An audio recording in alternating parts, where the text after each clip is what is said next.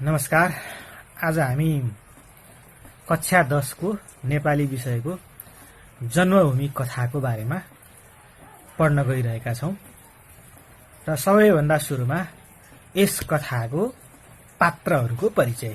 पात्रहरू जसको माध्यमबाट कथाको विषयवस्तु, कथाको चाहिँ आख्यान, कथाको चाहिँ कथात्मक संरचना अगाडि बढेको छ, तिनलाई पात्र भनिन्छ। र यो पौराणिक कथा भएको कारणले गर्दा यस कथामा राम, लक्ष्मण, विभीषण, सुग्रीव, हनुमान जस्ता पात्रहरू छन्। मुख्य रूपमा यस्ता पात्रहरू छन् र अन्य सहायक पात्रहरू पनि थुप्रै छन्। यी भए कथाका पात्रहरू। यी पात्रहरूको विषयवस्तुगत संरचनामा कथाको विषयवस्तु अगाडि बढेको देखिन्छ। अब आउँ दोस्रो चरणमा छ यस कथाको कथावस्तु। कथा रामायणकालीन हो। रामायणका घटनाक्रमलाई विषयवस्तु बनाएर बनाइएको कथात्मक संरचना हो जन्मभूमि कथा। र जन्मभूमि कथाको विषयवस्तु रामायणमा आधारित भएको कारणले गर्दाखेरि राम र रावण बीच लंकामा भएका युद्ध र युद्ध पश्चात लंकामाथि रामले विजय प्राप्त गरेका घटनाक्रमको प्रस्तुति जन्मभूमि कथामा छ। र यस कथामा विभीषण, लक्ष्मण, रामचन्द्र आदि छन् र कथाको सुरुवात विभीषण र लक्ष्मण बीचको संवादका माध्यमबाट अगाडि बढेको देखिन्छ। र सुरुवातमै विभीषणलाई पश्चाताप छ। उनलाई पश्चाताप छ किनभने उनले रामचन्द्रसँग मिलेर आफ्नो दाजु रावणलाई परास्त गर्नको लागि सहयोग गरे। उनलाई लागेको छ मैले आफ्ना बन्धु बान्धव र दाजुभाइलाई मारेर लंकामा पराईलाई भित्र्याए। त्यसकारणले कुलद्रोहीको आफूलाई आरोप लाग्यो भनेर उनमा त्यो आत्मग्लानी छ।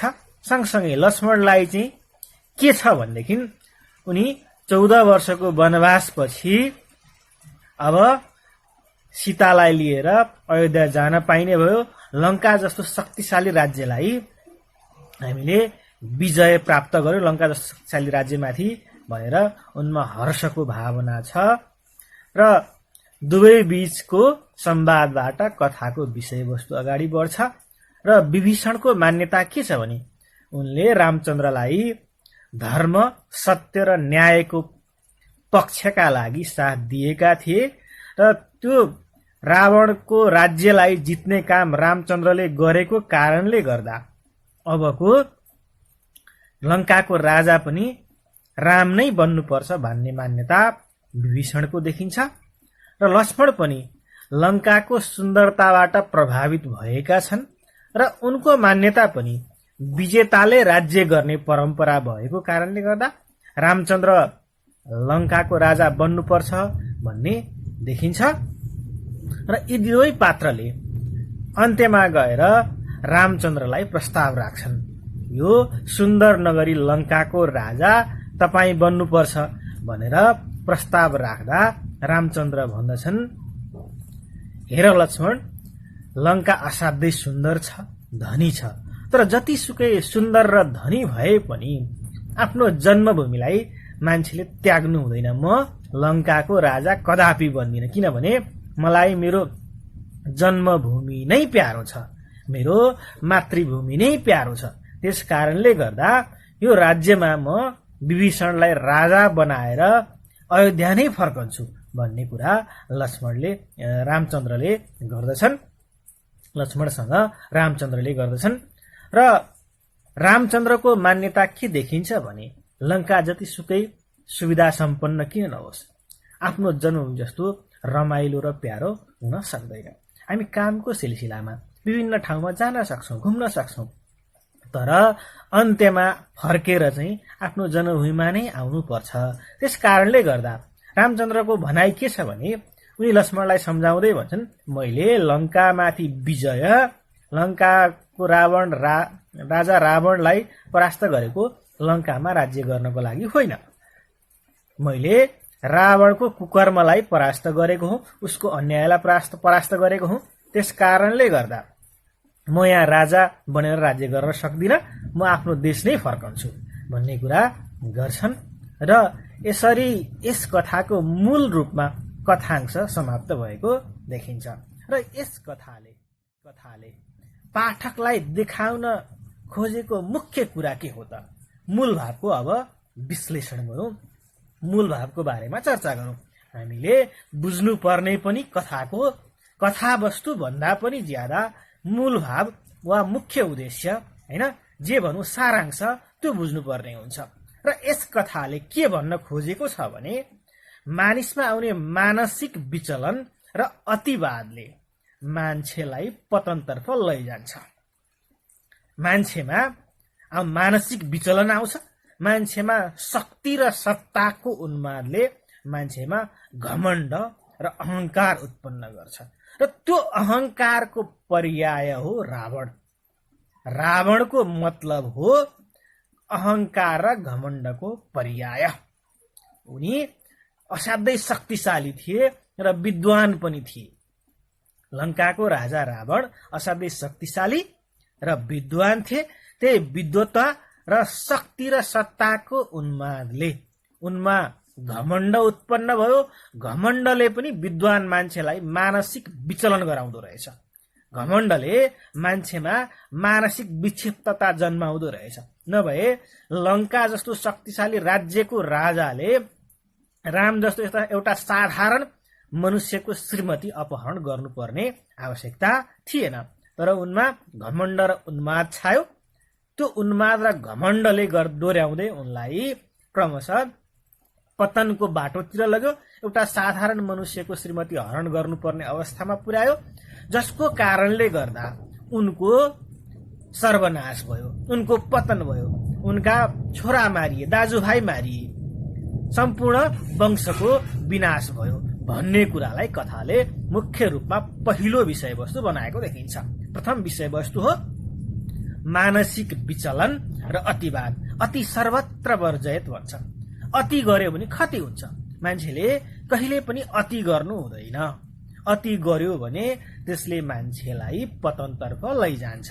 त्यसकारण कथाको पहिलो मुख्य उद्देश्य हो पाठकलाई हामी अतिवादी नबनौं, हामी अतिवादतर्फ नजाउँ भन्ने कुरा सम्झाउनु, व्यक्त गर्नु, त्यो हो कथाको पहिलो मुख्य उद्देश्य। अर्को दोस्रो मुख्य उद्देश्य भनेको के छ भने भाइ फुटे गवार लुटे। अर्थात् भाइ भाइ बीचमा आपसी द्वन्द्व भयो भने, आपसी वैमनस्यता भयो भने, आपसी झैझगडा भयो भने त्यसले के गर्छ?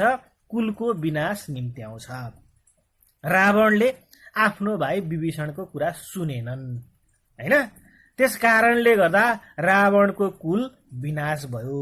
विभीषणले बारम्बार सीता अपहरण गर्नु हुँदैन, यो अधर्म हो, यो अनैतिक काम हो, यस्तो काम गर्नु हुँदैन, तपाईँ यस्तो राजालाई, जो शक्तिशाली पनि छ विद्वान पनि छ, यस्तो राजालाई यस्तो अधर्म र कुकर्म गर्न सुहाउँदैन भनेर बारम्बार सुझाव दिन समेत रावणले विभीषणको कुरा सुनेनन्। विभीषण सत्य र न्यायका पक्षपाती थिए। त्यस कारणले गर्दा उनी बाध्य भएर आफ्नो दाजु छोडेर रामचन्द्रलाई साथ दिन पुगे, जसको कारणले रावणका कमी कमजोरी रामचन्द्रसँग जग जाहेर भयो। र त्यही कमजोरीलाई प्रयोग गरेर, त्यसैलाई भजाएर रामचन्द्रले रावणको विनाश गरिदिए। अर्थात् भाइ भाइ बीच हुने आपसी द्वन्द्व, झैझगडा, वैमनस्यता, रिस रागले के गर्छ? विनाश निम्त्याउने हो। त्यसैले भाइ भाइ आपसमा मिलेर बस्न सिक्नुपर्छ है। भाइ भाइ बीच झैझगडा हुनु राम्रो होइन। यसले हानि नोक्सानी दुवैलाई गर्ने हो। विभीषणले आफ्नो कुल गुमाए, रावण आफै मृत्युमा प्राप्त भयो, मर्यो। अर्थात् दुवैको हानि नोक्सानी भयो। अर्थात् भाइ भाइ बीच आपसी द्वन्द्व भयो भने त्यसको फाइदा तेस्रो पक्षले उठाउँछ। तेस्रो पक्षले भाइ भाइ बीचको द्वन्द्वको फाइदा उठाउने हो भन्ने कुरा कथाकार देखाउन चाहन्छन्। र दोस्रो बुदा त्यो भयो। र अर्को तेस्रो बुँदा, जस्तो सुकै विपरीत परिस्थितिमा समेत सत्य र न्यायको साथ कहिल्यै छोड्नु हुँदैन। सत्य सत्य नै हो, त्यो कहिल्यै परिवर्तित हुँदैन।